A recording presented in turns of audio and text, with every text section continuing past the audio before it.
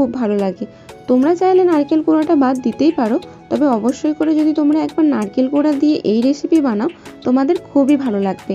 সিমাইয়ের সঙ্গে নারকেল কোড়াটাকে 1 মিনিটের মতো রান্না করে নেব। বেশ ভালো মতো নারকেল কোড়া সিমাইয়ের সঙ্গে মিশে গেলে এর মধ্যে জল দিয়ে দেব। এটাই হচ্ছে সবথেকে টাফ পার্ট এই রান্নার। তোমাকে এই সিমাই রান্না করতে গেলে খুব ভেবে চিন্তে জল ব্যবহার করতে হবে। 200 গ্রাম সিমাইয়ের জন্য আমি নর্মাল কাচের গ্লাসের 1.5 গ্লাস জল ব্যবহার করেছি। কড়াইয়ের মধ্যে সিমাইটাকে ভালোভাবে চাড়িয়ে নিয়ে উপর থেকে এভাবে জলের ছিটে দিয়ে জলটাকে ব্যবহার করবে।